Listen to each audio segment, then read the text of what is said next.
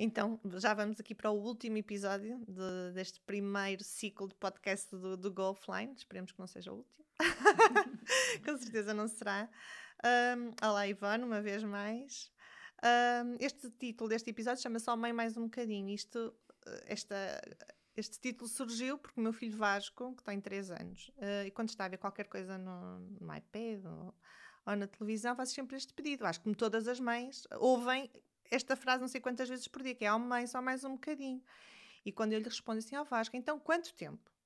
E ele responde, 1 minuto. Portanto, ele até é super meu amigo porque só quer estar mais de 1 minuto. Nesta sessão, queremos falar um bocadinho sobre esta importância do equilíbrio, não é, Ivone? De podermos estar online, mas também de podermos e devermos, por todas as razões e mais algumas, de estarmos offline. As crianças e os adultos.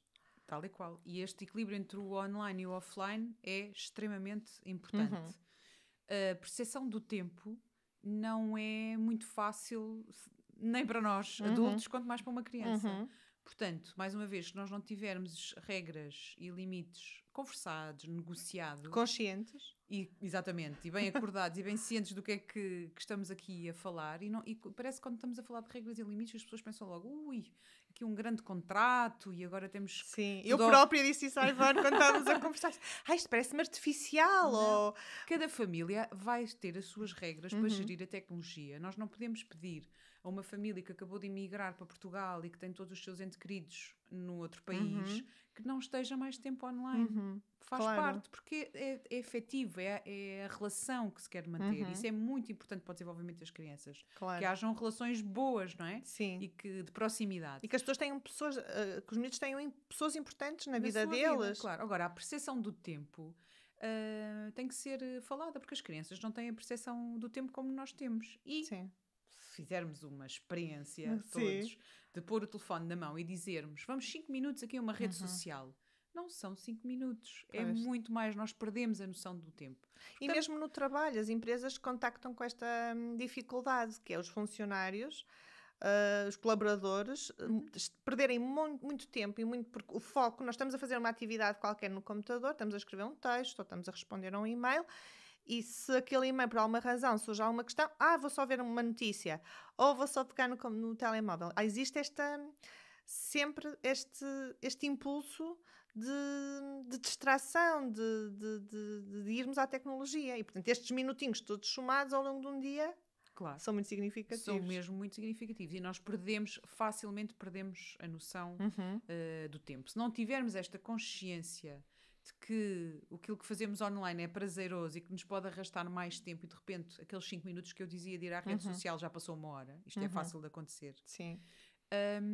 Ora, depois não podemos exigir que as crianças se regulem logo no instantinho e depressa o seu comportamento e que esteja só lá mais um bocadinho. Ainda que o bocadinho eles também não sabem o que é. Pois. Portanto... O meu Vasco sabe que é 1 minuto. Pronto, e é isso, eles não sabem o que é. Portanto, para um pode ser 1 minuto, para outro 5 minutos, sim. para outro 1 hora. Claro. Portanto, e depois às vezes temos conflitos nas famílias, porque eu disse um bocadinho, mas para este pai um bocadinho era 5 minutos e para aquela criança é 1 hora. Portanto, temos que aqui só ajustar. Quais são os momentos do dia em que podemos estar com a tecnologia e mais ou menos durante quanto tempo.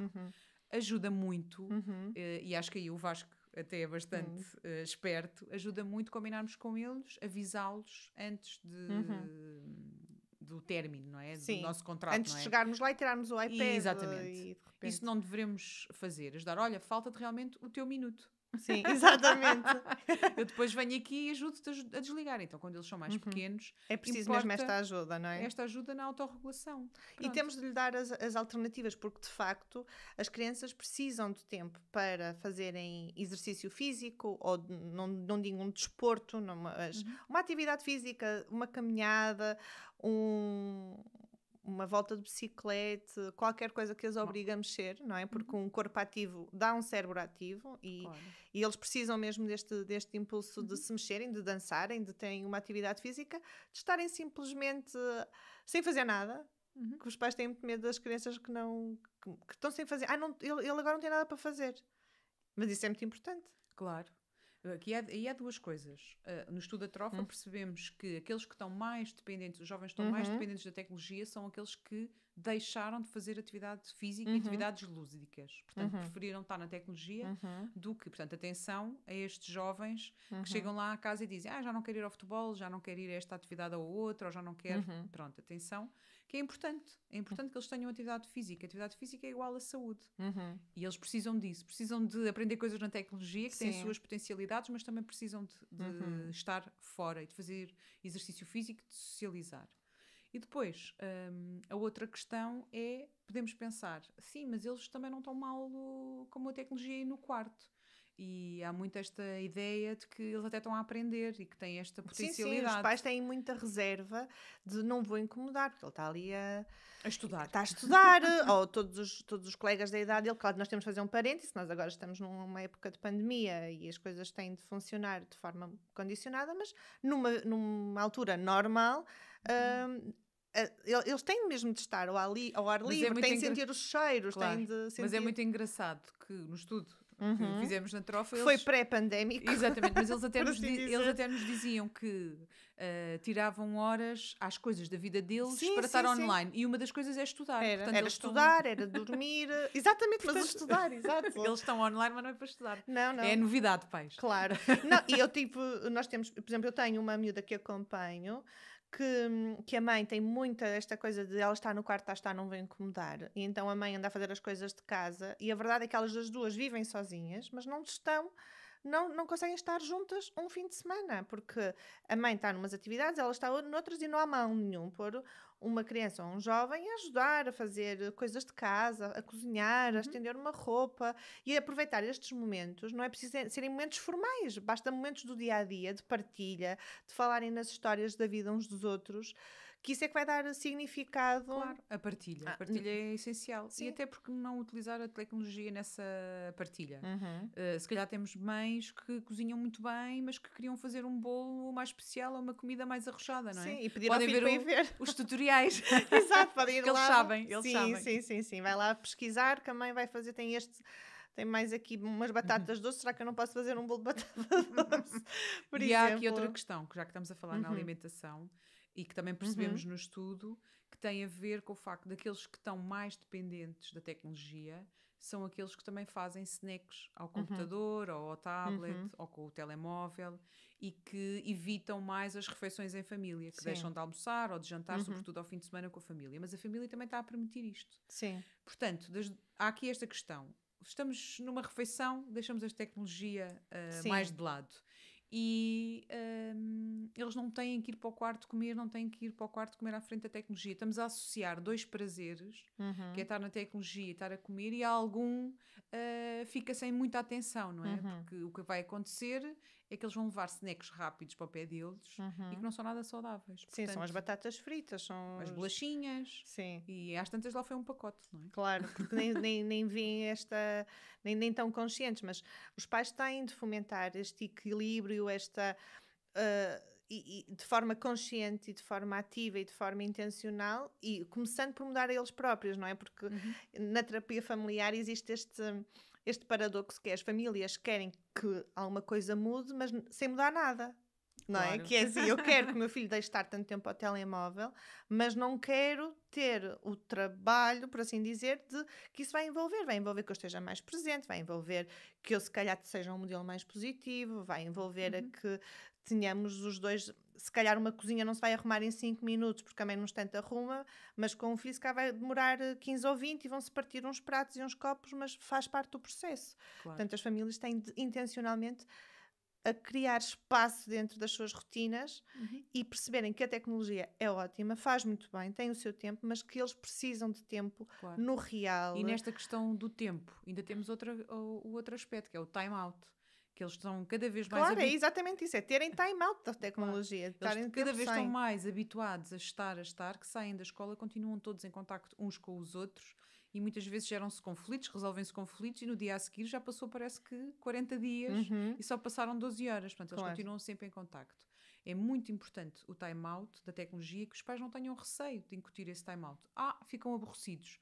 Mas às vezes é do aborrecimento que surge uma ideia, uma criatividade, uma inovação. Sim, e espaço para a reflexão, porque se nós estivermos sempre a receber inputs do exterior, temos de ter este tempo de analisar a realidade, e a mãe, enquanto arruma a cozinha com o filho ou com a filha, pode falar numa situação que a aborreceu no trabalho, e só assim é que vamos ajudar os miúdos a perceberem a realidade, a perceberem como é que as coisas funcionam, como é que se resolvem conflitos, como é que as coisas se vão gerindo, e é neste tempo do offline. É isso, é mesmo do offline, e é um pouco também de parar e para olhar à sua volta. Porque muitas vezes eu fico a pensar, será que todos conseguem olhar mesmo nos olhos uns dos outros e perceberem se estão bem dispostos, se não estão, que emoções é que estão a viver? É quase aqui com um jogo de como é que são as nossas emoções online e como é que são as nossas emoções offline e as nossas percepções. Sim. E é muito importante também experimentarmos do que é o online, mas também do que é o offline. Porque só assim é que vamos ter esta capacidade de perceber que o que está online tem sempre muito que se lhe diga, tem sempre reflexões acerca de uma fotografia muito bonita que nós vemos, que provoca imensa inveja, não é? Nas miúdas, principalmente, que veem, e nos próprios miúdos, que veem estas imagens. Descortinar um bocadinho, ok, ela ficou bem na fotografia, mas o que é que tu achas que pode estar por trás? Ou vamos lá pensar, por exemplo, uma relação mãe-filha, falarem sobre as coisas, falarem sobre estes sentimentos, até que estas emoções que vêm à conta de uma fotografia. O nosso mundo online tem muitos likes e tem muitos seguidores e tem muitas visualizações, não é? Mas o nosso mundo offline também pode ter. E deve ter, e tem de se apostar mesmo muito, e todos os estudos vão nesse sentido.